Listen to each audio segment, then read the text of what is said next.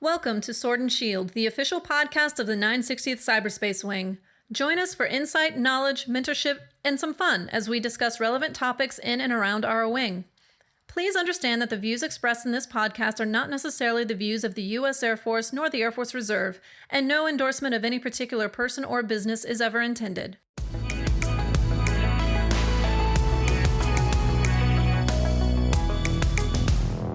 Welcome to another episode of the Sword and Shield. I'm Chief Master Sgt. Christopher Howard, 960th COG SEL, and with me today I have Captain Jamillah Gonzalez, 960th Cyber Wing Executive Officer. And we also have Tech Sergeant Christopher Almaraz, 854 COS. Awesome. Thank you for joining me today, right? Today we really wanted to start talking about Hispanic Heritage Month.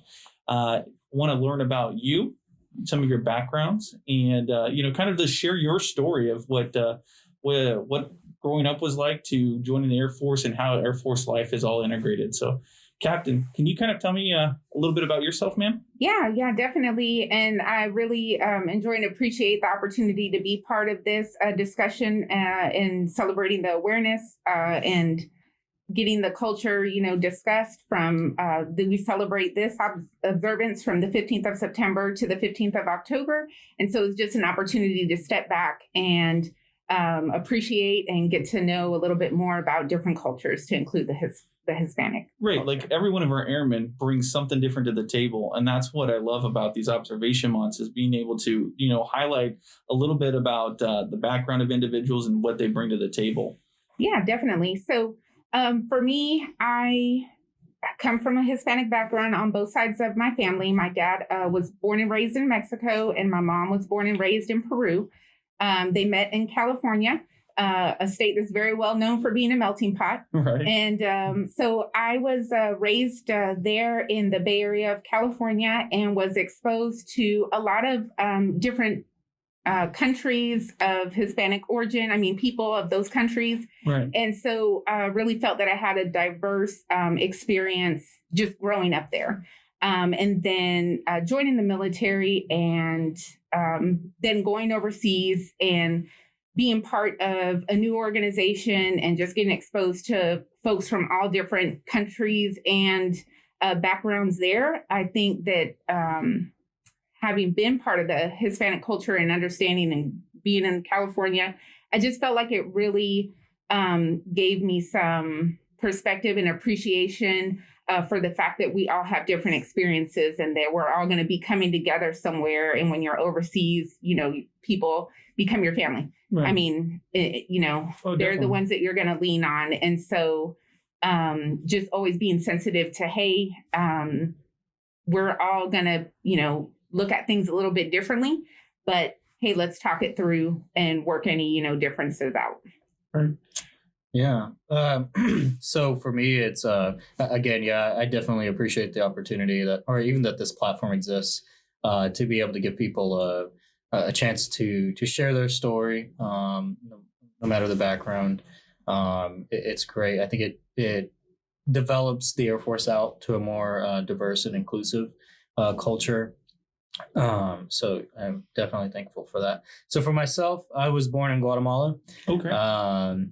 And about 2-3 years old, moved to Washington State, lived there for about 9 years. And, I was raised by a father who was born and raised in Chiapas, Mexico. Okay. And mom stayed back in Washington, and we moved down to Texas, Fort Worth.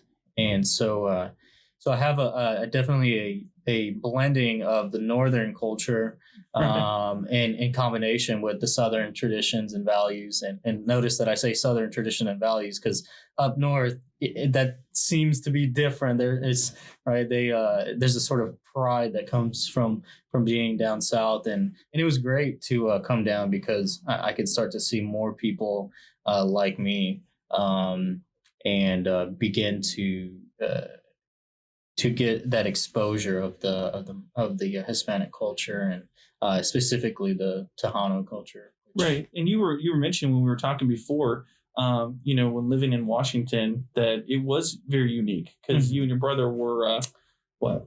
Yeah, so we were the only two Hispanic children in the school. So, Right.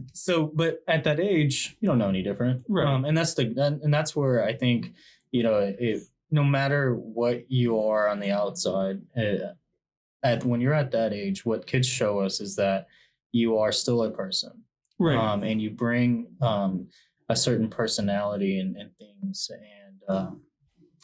and for us, we knew no different. It wasn't until we got down here that we were like, oh, I would say, yeah, we didn't really like fit in. Okay. Because on the outside we're brown, and I mean the way we spoke, the way that we behaved was very much of a northern manner, and so getting down here, people are like, why do you say you guys instead of y'all? And Right. and we would be so much as called like we behaved white, and because we didn't display some of those more characteristics or behaviors of the Hispanic culture, but for us it was just, this is Chris and Andrew, and so we found ourselves, we wanted to get involved in all the different crowds, like all the different cliques and all that stuff. And that's one of those things that coming into the military that I came to appreciate even more, because I mean, we talk about California being a melting pot and all these different states having their cultural influence. But I would argue that the biggest one is the military. Right. I mean, we got people coming in from, I mean, if it's Puerto Rico, if it's Peru, if it's other places, I mean, you have the entire United States coming into this, whether it's the Air Force, the Marines, or whatever. And that's if you stay stateside. Now imagine when you start to, like you said, going overseas. Yeah, and then you start the families that start to engage, and then the cultural exchange. I know being stationed in Germany for a number of years brought a lot of things together. And I think that was one of the points that you were making when we were talking before, right, Captain G? Was we talk about that family aspect and that culture. We bring everything together, and overseas really highlights that. So, I mean, when we talk about culture, what do you think about your heritage and that culture, and what you bring to the table, man? So when I think about culture, just some things that I wrote down just is, I think about music, I think about food, I think about religion, I think about traditions. And so bringing that all together, even when it comes to music, for example, having a mom that's from Peru, a dad from Mexico, the music is different, right, very unique, very unique, very regional. And so just knowing that and hearing that, and then going to different countries and saying, okay, I'm going to listen to their music, and they're each going to have their own unique instruments, and the languages that go along with that. Right. And thinking about food, like you say, overseas, you get together with folks, they're from different countries. So everybody brings their own dish, and getting to share that. I think about like religion, again, in the military, because we're able to come together and kind of understand that we're all going to have a little bit of a different experience coming up, being able to share some of those celebratory, occasions that happen in faith. I think about all of those things. And one more thing that I was thinking about when you were speaking, Sergeant Almaraz, was representation. Like you were saying, when you were in a school and it was just you and your brother, you just go, hey, everyone's young, everybody's, getting along and building friendships. But there is a time where you do just kind of notice when you come to a different area, sometimes either because you were in a melting pot like me, and then you realize that, oh, there's not a lot of representation. You kind of notice that at some point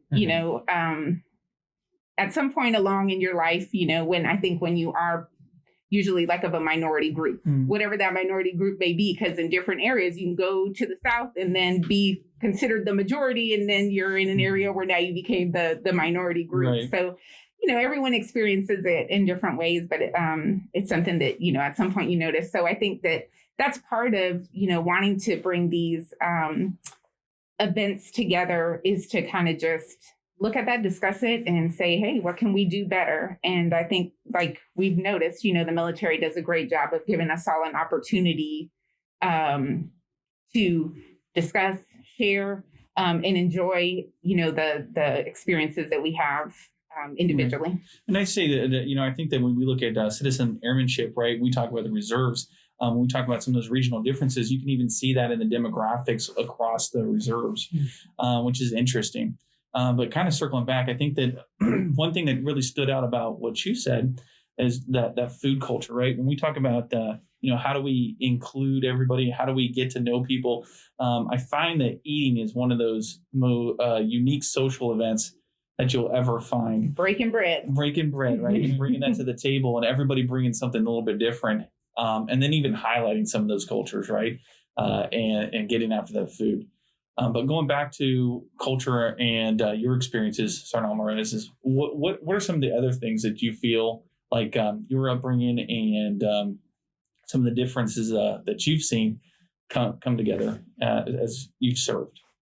Yeah, so I would say one of the biggest things, and I love that the 16th Air Force put this out, but in one of their buildings, they have this slideshow, and it says the word Esperanza, right? So hope. And so within the Hispanic community or the culture, at least specifically Mexican, is that word hope and faith. And so that's something that I feel is very strong and prominent within, and it's not that it's not in others, but right. Just within ours. That's something that I've always had. My dad just brought me up was like, just always have that faith and hope. And so bringing that into the military or the Air Force, people have called me out and said, hey, man, thank you. Like, thank you so much for you just always no matter how bad it is, you have this sort of positive outlook where, we may not get the job done, but we're at least going to get through it. All right. Or we are going to get jumped. So it's just having that, that faith that no matter what we are facing, so that adversity, right? And that's how the Air Force says it, is adversity.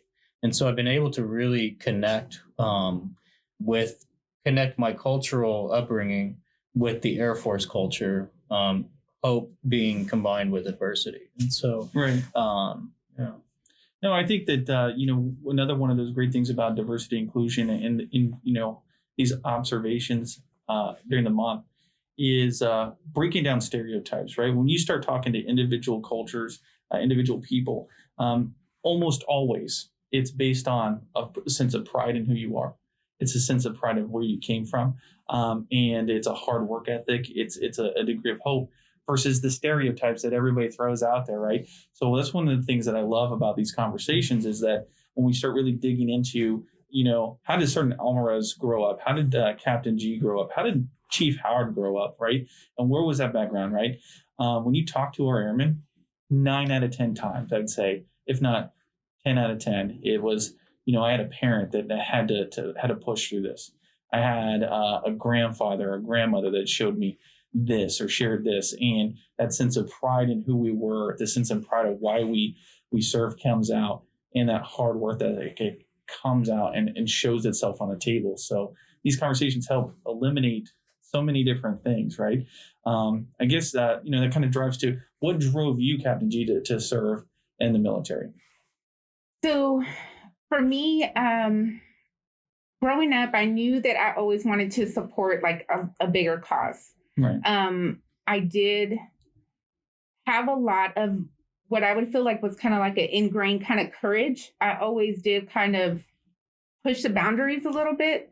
And I think that the military, I did have a family member in it. I had an uncle. And so he kind of introduced the idea. Mm-hmm. And I had a supportive mom that always said, hey, you're capable of doing whatever you set your mind to. And I think it was, both those things combined, a willingness to do something more, serve something greater, and then just faith that I'd be able to accomplish something like that. Gotcha.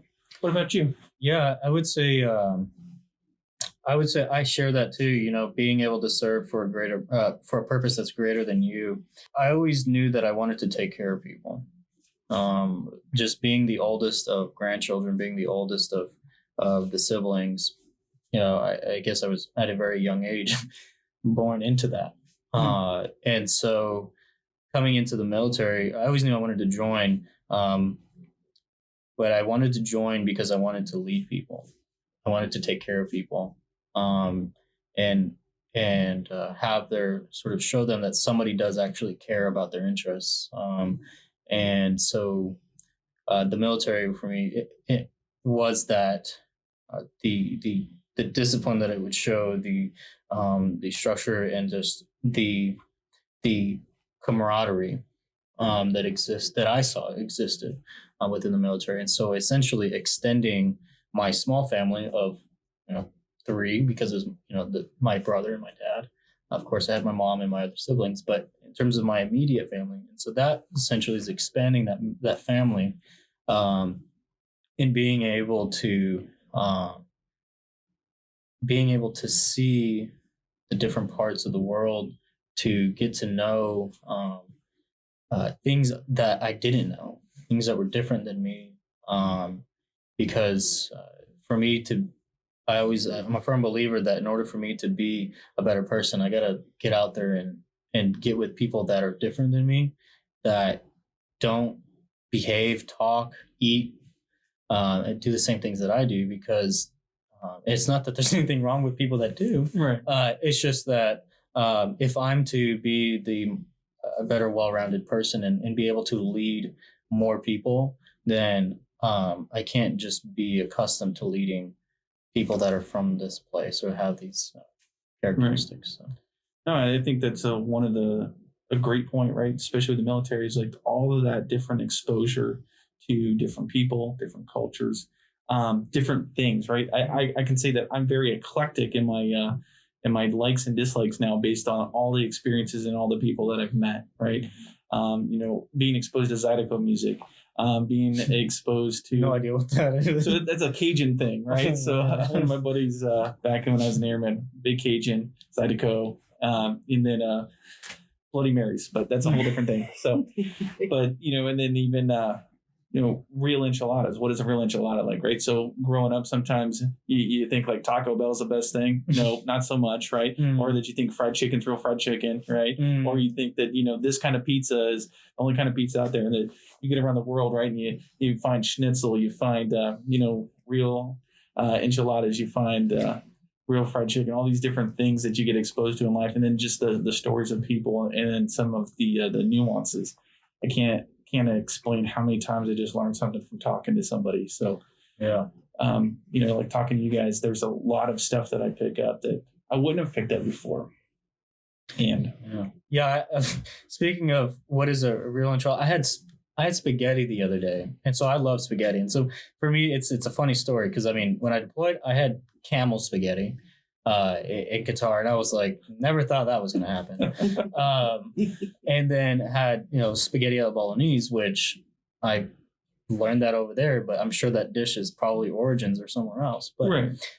Just this other weekend, I had I would call it a Mexican spin on spaghetti, because I've never seen anything else, and it was like with a spicy sort of creamy sauce. Okay.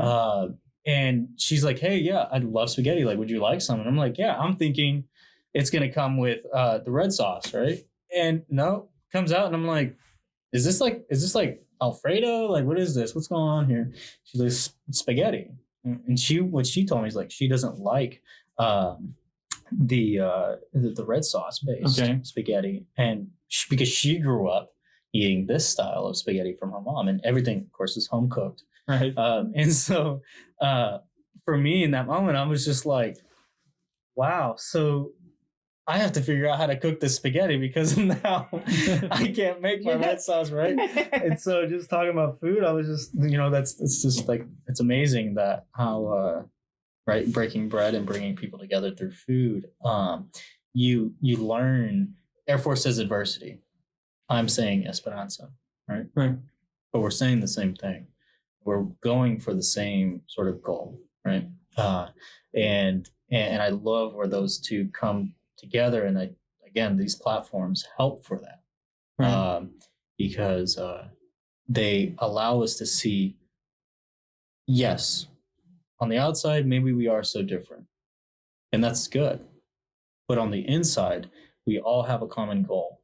When we can identify those common goals, then we can begin to really create change, really create lasting and impactful effects, and just be better off overall as an Air Force institution, right? Yeah, so it's all good. It's like amazing, right? You see that, and you start to see those connections.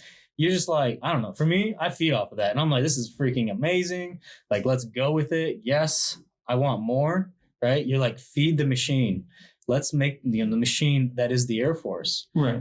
in the United States. I would say the machine that is the United States, because the United States isn't a superpower because of mistake. Right. Right? We are a superpower because we have so much diversity, and when we can increase that inclusion, and we can feed that inclusion, no one's going to stop us.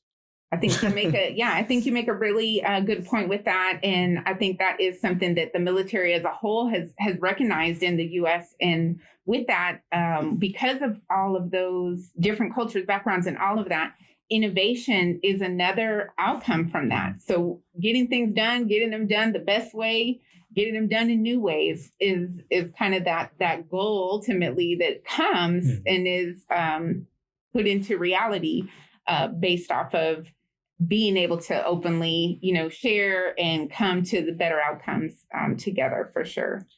So lastly, I guess I was thinking, when you were speaking about, so I have a son and he's 17 years old now. And when you are going through, raising a child, and you think about, well, where are they going to be in the world, and how is the military experience influencing them?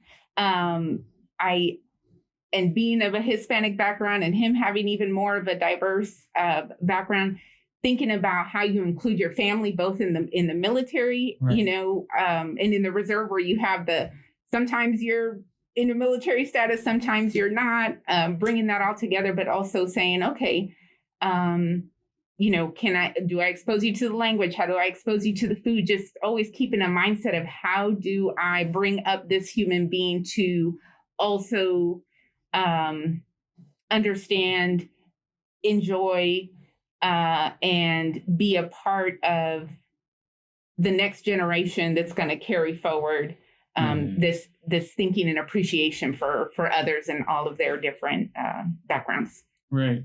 So, I guess the question I would have for both of you as leaders, right? You as an NCO and you as a captain, is when we talk about that inclusion of culture, what advice would you give to your peers, to your leaders, or even to others wearing their uniform, to be more open and drive those conversations and pull those cultures in?